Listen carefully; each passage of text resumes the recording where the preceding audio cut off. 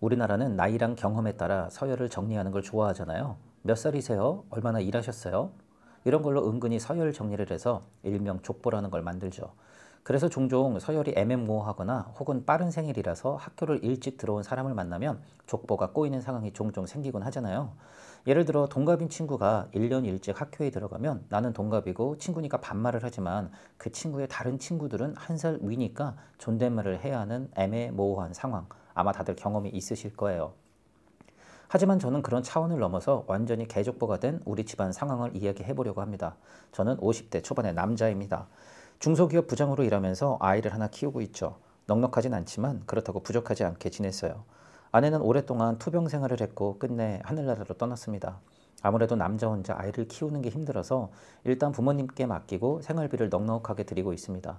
그렇게 계속 혼자 살다 보니 외로울 때도 있었지만 아이가 자립할 때까진 절대로 재혼하지 않겠다고 스스로 다짐했기 때문에 재혼은 꿈도 꾸질 않았죠. 그래서 처가랑 연락하는 게 어렵진 않았습니다. 아무래도 아직도 혼자 있고 아픈 아내를 오랫동안 병 간호를 해서인지 처가에선 제가 늘 신경이 쓰였나 봐요. 이젠 남남이나 다름없는데도 잊지 않고 연락을 주곤 했죠. 특히 처제가 밑반찬도 갖다 주고 우리 아이와 가끔 놀아줘서 늘 고마웠습니다. 엄밀히 말하면 처제가 자진해서 온 건 아니었고 장모님이 억지로 시켜서 온 거였지만 그래도 이렇게 해준다는 게 얼마나 고마운 일인가요. 사실 처제는 40 넘어 변변한 직장도 없이 집에서 어떻게 하면 시집을 잘 갈까 궁리만 하는 처갓집의 골칫덩어리였죠. 하지만 저에겐 고마운 처제였어요. 그래서 하루는 처제에게 왜 결혼 안 해? 어떤 스타일 남자랑 결혼하려고 이렇게 뜸들이는 거야? 라고 물으면 처제는 저는 아빠같이 다정하고 돈 많은 남자가 좋더라고요. 이렇게 대답하곤 했죠. 그땐 그게 농담이려니 했고 자주 놀러 오라고 했는데 하지만 그게 이렇게 일을 꼬이게 할 줄은 몰랐네요.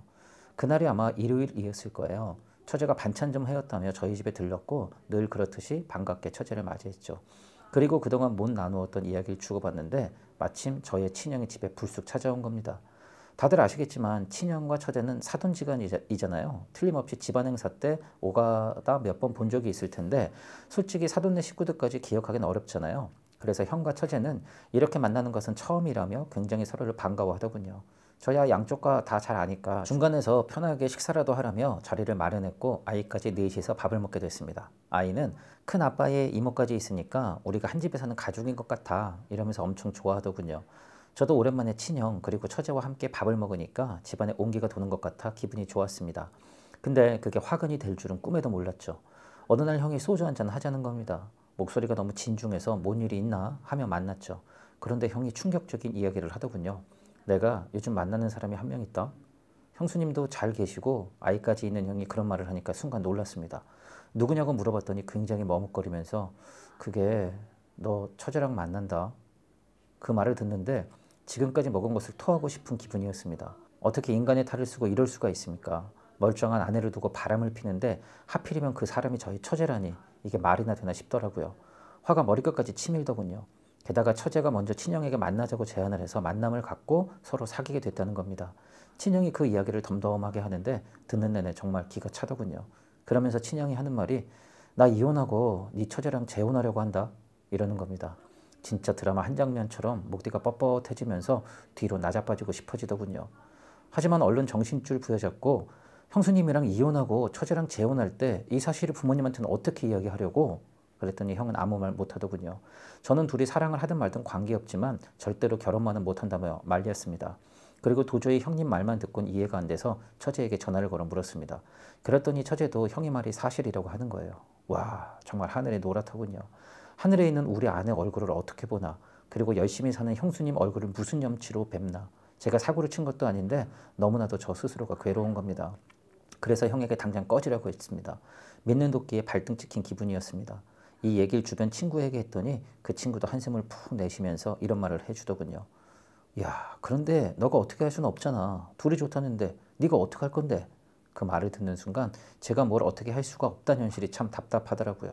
그 후 정말로 형님은 형수님과 이혼을 하고 처제와 결혼을 했습니다. 말 그대로 처제가 형수님이 돼버린 거죠. 장모님이랑 장인어른한테 전화가 와서 미안하네. 나도 결혼을 반대했는데 이미 혼인신고를 했더라고. 얼결에 겹사돈이 돼버렸는데 상황이 너무 안 좋게 결혼해서 어쩔 줄 모르겠네. 이러시는데 제가 다 답답한 겁니다. 물론 겹사돈이 아예 없는 일도 아니고 나쁜 것도 아닙니다. 하지만 잘 살고 있는 형수와 이혼까지 하면서 처제와 결혼을 서둘렀는지 저는 지금도 이해가 안 되더군요.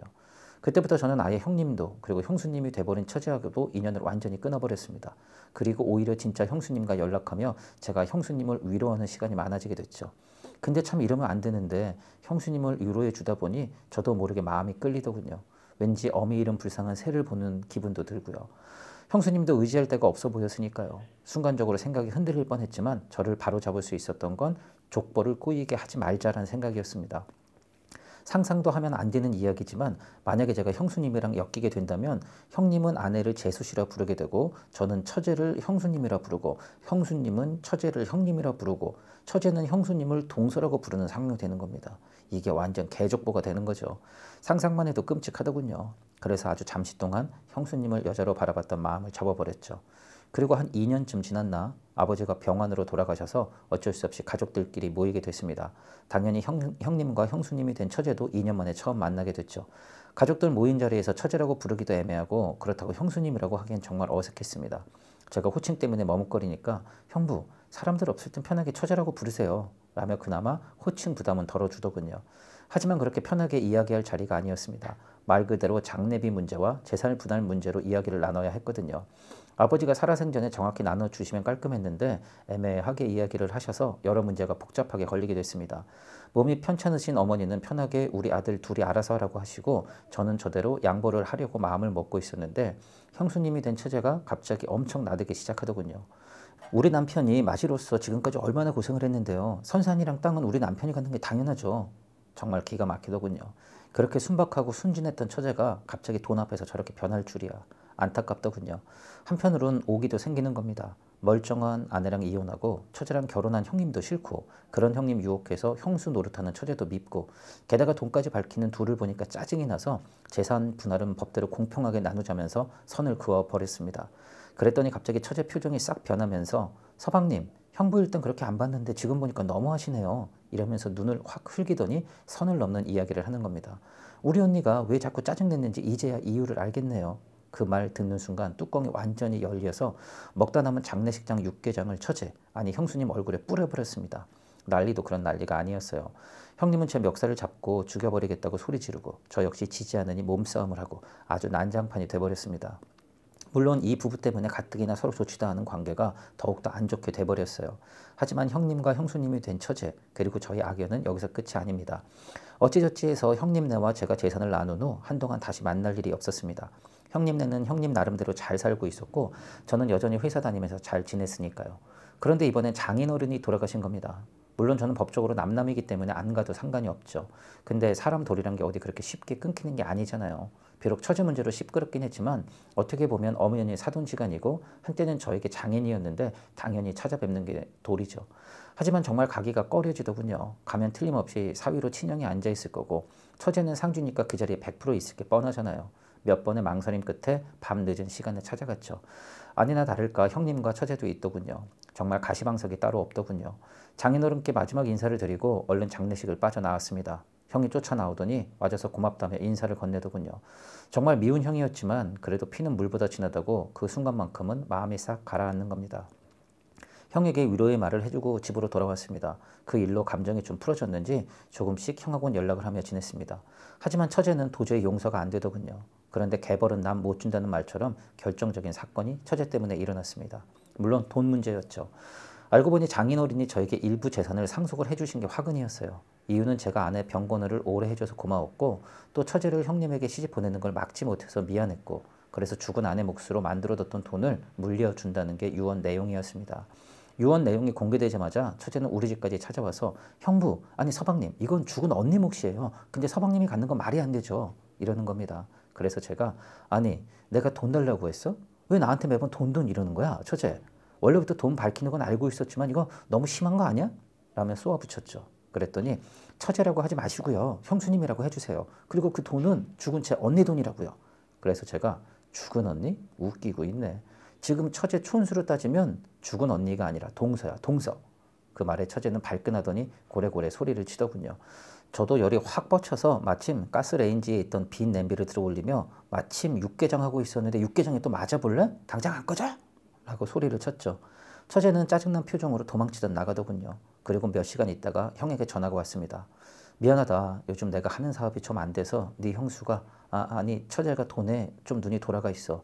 네가 좀 이해해 주렴. 동생아 미안하다. 형이 사과를 하는데 안 받아줄 수도 없고 일단 알았다고 했지만 유산으로 받은 약간의 재산은 결코 형님에게 주질 않았습니다. 그건 하늘에 있는 아내의 몫이었으니까요.